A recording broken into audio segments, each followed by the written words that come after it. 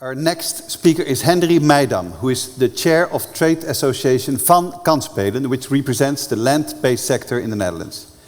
He too will share his perspective on the current regulatory environment, as well as the challenges currently faced by land-based operators.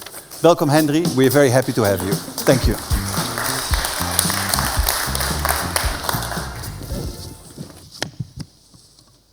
Well, the question is what I have to add to Björn, because he put it very good in your direction. And I went here and I thought this might very well be the last address to this audience on behalf of the land-based sector, because we are in rough weather, and that rough weather permits the question, what do we need?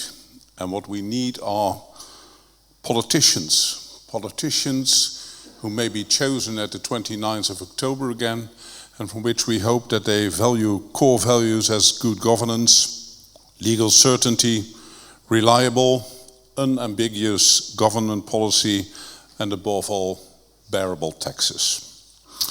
And please based on facts, figures, solid research and not on feelings. Politicians who allow themselves not to be distracted too much by sentiments and do their things on basis of the facts.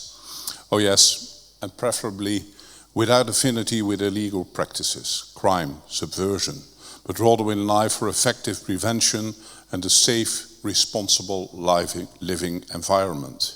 In short, a sense of reality, common sense, that is what we need in our sector. Is that too much to ask?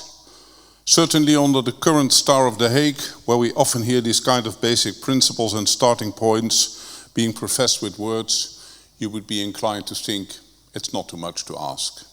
However, saying something is easier than actually acting on it. Even a relatively small financial gap to calculate the housekeeping book on paper can apparently mean in practice to deviate from grandly stated principles.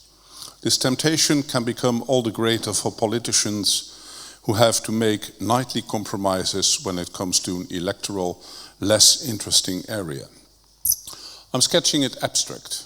However, it will be clear to this audience that I'm referring to what we see happening again and again with regard to the gambling tax.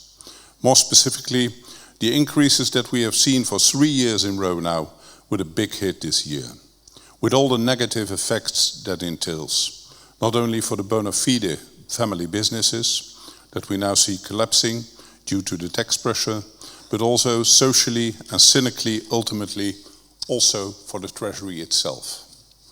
It may sound crazy in that respect, but in this context, I would like to give one compliment to the government.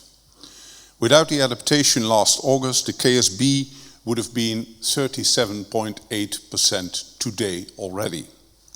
We now can await that for the next year.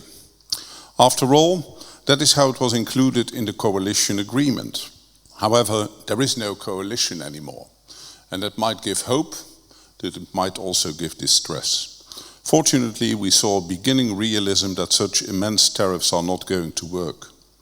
It is commendable that the ministers to come share this insight and prevent the planned increase to 37.8%. But we have to act to help them in this decision. Unfortunately, would that happen?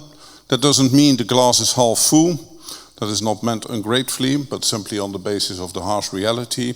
What was in fact already calculated last year in reports by KPMG on our behalf, but also in a report from Atlas Research on behalf of the government itself, we are already seeing happening in practice. Our physical, offline, small gaming industry is particularly hard hit. Many slot machines halls have already been closed. Entire family businesses, in a few times decades old, are faltering or have already been terminated. We cry no crocodile tears when we as Van already sounded the alarm bells. What Atlas Research predicted on evidence-based research is exactly what is happening now.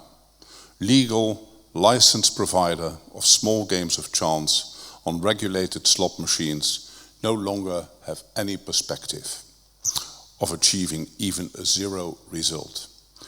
This due to the KSB increases. That is why the glass is not half full, our glass is almost empty. And this is my belief that the current policy does not comply with basic principles of good governance. Big words, words that need explanation. So let's go over a few important core values and test them in practice.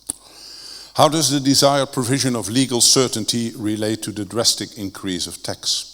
Time and again, shortly before the end of a year, which, uniquely enough, is levied on the turnover of entrepreneurs, regardless of the fact that they are already in dire straits in terms of net results, and against the background that their tax was already very high compared to the rest of Europe. Can you expect a strictly regulated provider, which cannot pass anything to the consumer due to the outdated slot machines decree, to take into account such an extra bite out of its turnover in one fell swoop just a few months before the end of a year? Knowing that Atlas Research, which operates, as said already, for the same government, already concluded that this leads to structural loss positions. In my opinion, changing tax legislation quickly every time and to that extent is at odds with offering legal certainty. Certainty of which we as an industry have the same rights as every other citizen in our country. And for many family business, it means even social security. When it comes to possibilities to relieve an obviously hardest hit sector by means of tariff differentiation for the land-based sector, it is often stated that this would be a legally difficult route. Now, there are more than enough compelling reasons and arguments to justify this, and it is already happening in other EU countries. In any case, it is clear that the current design of the KSB and the consequences of the increases are at least as legally vulnerable. There is no question of reliable politics either. A year and a half ago, an amendment was adopted. An amendment in which the licensed providers were specifically promised a reduction of the KSB burden, supported by a broad parliamentary majority, including all current coalition factions. Less than a year later, however, an increase of no less than 25% was imposed to our branch. The policy is not unambiguous in other respects either. The brand new government's vision on games of chance literally and also completely logically states that an economically healthy legal industry, including smaller country-specific providers, it is explicitly stated, is necessary to achieve the policy objectives. Objectives who now disappear behind the horizon. It goes without saying that the fiscal measures do the opposite, and there won't hardly any legal healthy industry after a next increase survive. Even if you take it for granted that a number of politicians don't care about the ups and downs of a legal entrepreneur, it is impossible to understand how they justify their attitude socially. A child understands that the disappearance of legal, lighter, offline offerings inevitably entails a shift of players to illegal, riskier and online offerings. You hear the similarity to what Björn just said. With all the rising addiction rates and social problems of those, exactly what politicians say they don't want. However, they act in a different way. We live in a free country. We live in a democracy with freedom of speech. For example, you may be of the opinion that a certain industry should disappear. That is an opinion that is, well, not my opinion, but you may have it. But then come up with decent proposals because we then have a different conversation. As that happened around, for instance, the fur industry, or now around the fireworks industry and farmers. If they want a legal industry to survive, we have to have a future which gives entrepreneurs perspective. They want to invest, they like the business, and they have a chance to survive. The current state of affairs resembles an expropriation process, only in an improper way through a disproportionate tax measure. Finally, the budgetary effect of the KSB increases.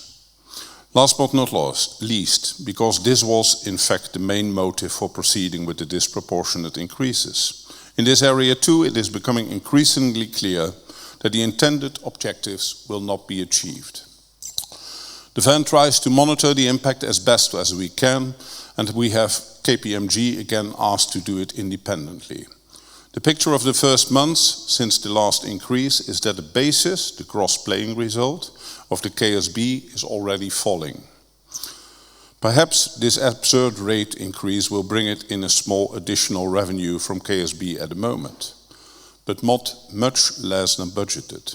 In the estimate of the spring memorandum, this has already been adjusted downwards by no less than 30%. And with that downward trend in the base due to increasing closures, that is unsustainable. In fact, the additional revenue for KSB probably no longer even outweighs the loss of VPB income alone. And then that dark cloud still hangs over the industry as of 2026, 37.8%, in advance of your own costs. In fact, it is a no-brainer.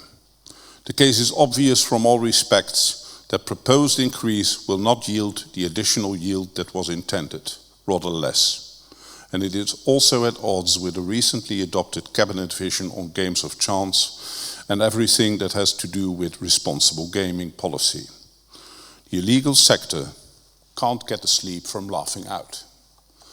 Ladies and gentlemen, this is a very somber perspective, but it is a perspective that I wanted to give you because we are in despair and we need help of politicians who stand fierce in the wind and are prepared to say, if we want a legal sector, there has to be a perspective. Without perspective, no investments, no sector beyond the illegal sector. Thank you.